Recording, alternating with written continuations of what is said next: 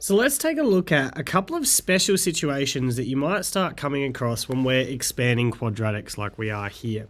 The first of which is something that's known as a perfect square. Essentially, a problem with a perfect square is where we have, so you can see it kind of just down in here, it's where we have this linear factor here, so this x plus 3, but it's got this power of 2. Alright, so what this essentially means is whatever's in the brackets needs to multiply itself. So we can rewrite this as being this x plus 3 multiplied by itself, because that's what squared means. And when we write it like this, we can go back to what we learned in the previous video of FOIL expansion to be able to expand this out. Now, if you remember that FOIL expansion, we first of all do the first multiplied by the first, so the x times the x, which is x squared. Then we do the outers, so the x times the 3, which is plus 3x. We do the inners, which is the 3 times the x, which is plus 3x. And we do the last, which is the 3 times the 3, plus 9. And of course, we always simplify by collecting like terms, so this will be x squared plus 6x plus 9. Now, something really unique starts to happen when we're dealing with these perfect squares, in that yes, we could rewrite it like we have just down in here, and we could use FOIL expansion and then simplify to get to here, but we can actually quickly look at this original problem up in here and very quickly get to this part. So if we look at this original problem, we kind of look at what we've got stated here. We've got an a plus a b, or which is in this case x plus 3, all to the power of 2. You'll notice here that essentially, let me kind of write this down so we can look at it. We have this a plus the b to the power of 2, where our a is represented by the x here, and our b is represented by the positive 3 here. So what we can see here is we can quickly expand this to a squared, which is just down in here, this a squared, plus the 2a times the b, plus the b squared. So if you look at this, if we did the a squared, that would be the x times itself, which is x squared. All right, if we looked at the b here, the b is 3. If we did 3 times itself, because that's 3 squared, it's equal to 9. And then this here says we do 2 times the value of a times the value of b. So that would be 2 times x times 3. Now 2 times 3 will be 6. 6 times x will be 6x. So you can see here that we can actually just quickly identify what the a value is, what the b value is, and use this little shortcut formula to be able to expand it without these middle two steps, which is kind of neat. So let's kind of apply that here with this next problem. The only thing here with the next problem is you've got to be very careful about the signs here. So we've got a subtraction here. So this is our a subtract our b all to the power of 2. All right, so what that means is a is equal to our x here, b is equal to positive 5 for the moment because we are subtracting, okay? Now, what we do know about is we can expand this to be a squared first, so this is equal to a squared, which is x squared, minus 2 times our a, which is x, times our b, which is 5, and then plus b squared, which is going to be 5 squared. All right. Now, x squared doesn't simplify, so we leave that. We are going to subtract here, but 2 times 5 is 10, and then 10 times the x will be 10x, and then 5 squared is 25. Okay, and you can see here that I've very quickly expanded the problem without having to rewrite it like this. Now, as you start getting good at this, you won't need even these two mini steps if you can quickly identify you've got a perfect square. That's something that's useful about understanding these properties of perfect squares. All right.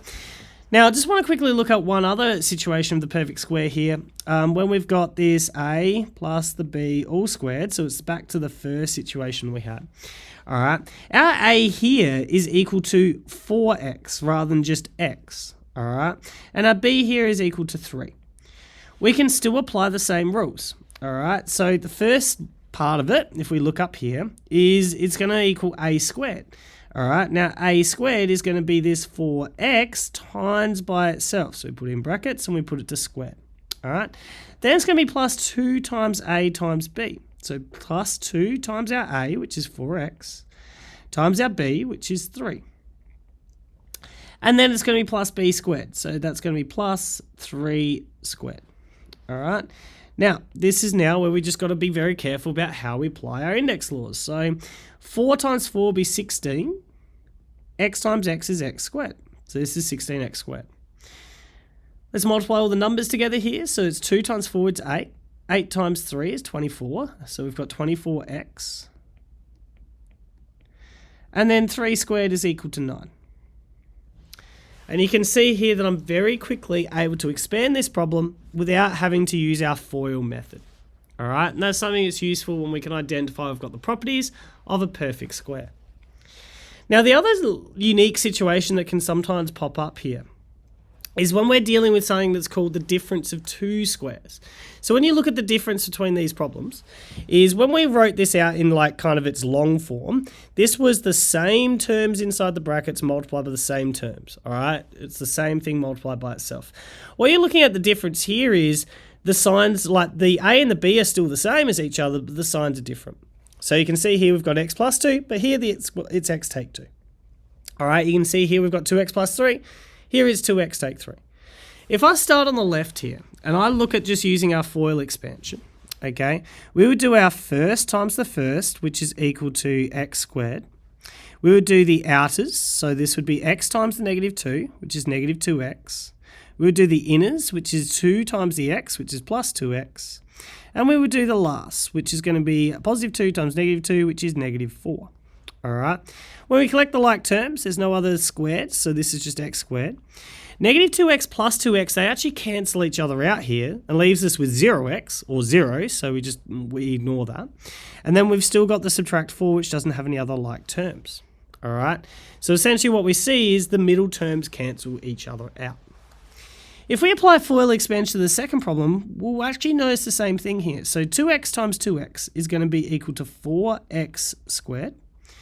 All right, oops, that was a dodgy squared. We've got the 2x times the negative 3, which is negative 6x.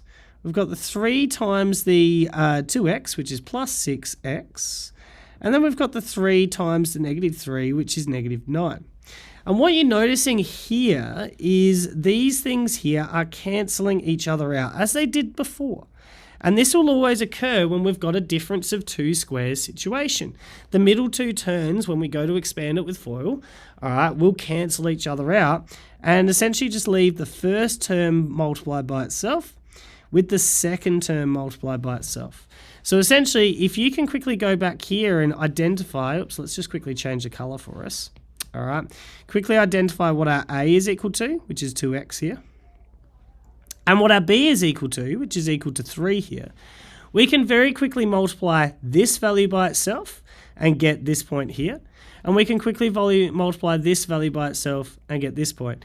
The one key thing you'll always notice as well is it'll always be a subtraction here. All right, so you subtract the first value, subtract the second value squared from the first value squared essentially. But yeah, that's how we apply the difference of two squares. So hopefully you'll start to recognize some of these situations as they come up and you're able to use this kind of shortcut rule rather than having to do the complete FOIL method to be able to get the answers. Having said that, FOIL will always work. It will just take a couple more steps.